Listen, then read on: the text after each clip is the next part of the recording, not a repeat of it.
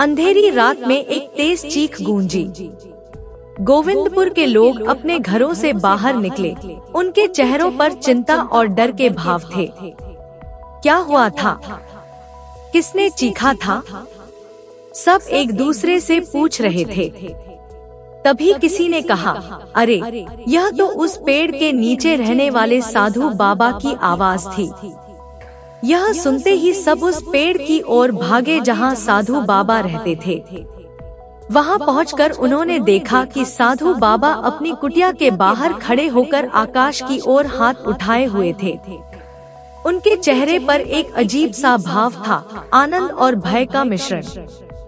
बाबा, क्या हुआ? आपने इतनी जोर से क्यों चिल्लाया? एक गांव वाले ने पूछा।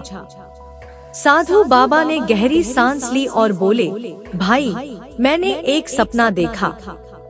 एक ऐसा सपना जिसने मुझे झकझोर कर रख दिया। लोग उत्सुकता से उनके चारों ओर इकट्ठा हो गए। साधु बाबा ने अपना सपना सुनाना शुरू किया।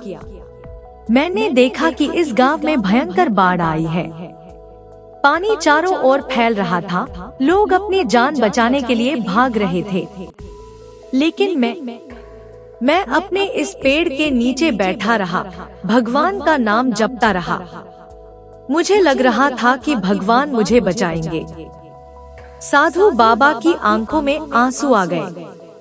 वे आगे बोले, लोगों ने मुझे बचाने की कोशिश की। एक नाव आई, फिर हेलीकॉप्टर भी आया, लेकिन मैंने हर मदद को ठुकरा दिया, यह कहते हुए कि भगवान मुझे बचाएंगे। और अंत में मैं डूब गया। गांव के लोग सांस रोके उनकी कहानी सुन रहे थे। साधु बाबा ने आगे कहा, जब मैं स्वर्ग पहुंचा, तो मैंने भगवान से पूछा कि उन्होंने मुझे क्यों नहीं बचाया। और तब मुझे समझ आया कि भगवान ने मुझे बचाने के लिए 3 बार मदद भेजी थी, लोगों के रूप में, नाव के रूप में और हेलीकॉप्टर के रूप में। लेकिन मैं उन्हें पहचान नहीं पाया। साधु बाबा की आंखें अब चमक रही थी। उन्होंने कहा, यह सपना मुझे एक बड़ा सबक सिखाने आया है। हमें भगवान पर भरोसा रखना चाहिए, लेकिन साथ ही अपने लिए भी कुछ करना चाहिए।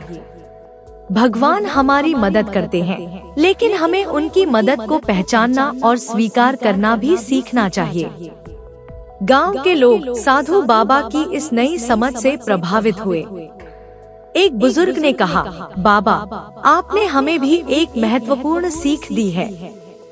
हम अक्सर भगवान से चमत्कार की उम्मीद करते हैं, जबकि वे हमारे आसपास मौजूद लोगों और परिस्थितियों के माध्यम से हमारी मदद कर रहे होते हैं। साधु बाबा मुस्कुराए और बोले, बिल्कुल सही कहा आपने।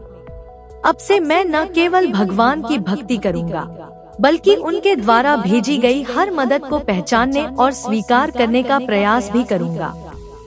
उस रात के बाद गोविंदपुर गांव में एक नया जागरण आया। लोगों ने समझा कि आध्यात्मिकता और व्यावहारिकता में संतुलन बनाना कितना महत्वपूर्ण है। साधु बाबा अब न केवल भजन कीर्तन करते, बल्कि गांव के विकास में भी सक्रिय भूमिका निभाते।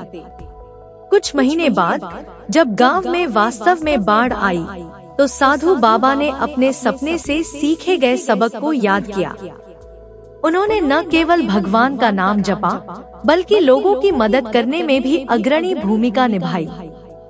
उनकी प्रेरणा से गांव के लोग एकजुट होकर इस संकट का सामना करने में सफल रहे। इस कहानी से हमें यह सीख मिलती है कि जीवन में संतुलन बनाए रखना बहुत महत्वपूर्ण है। हमें अपनी आस्था और विश्वास को बनाए रखना चाहिए, लेकिन साथ ही अपने कर्तव्यों और जिम्मेदारियों को भी नहीं भूलना चाहिए। भगवान हमारी मदद करते हैं, लेकिन हमें भी अपनी ओर से प्रयास करना चाहिए। यह समझना चाहिए कि कभी कभी भगवान की मदद हमारे आसपास के लोगों या परिस्थितियों के रूप में आती है। याद रखें, भगवान उनकी मदद करते हैं जो अपनी मदद करते हैं। यह केवल एक कहावत नहीं है, बल्कि जीवन का एक महत्वपूर्ण सिद्धांत है। अपने जीवन में इस संतुलन को बनाए रखें और आप देखेंगे कि कैसे आपके प्रयास और आध्यात्मिक विश्वास मिलकर आपको सफलता की ओर ले जाते हैं।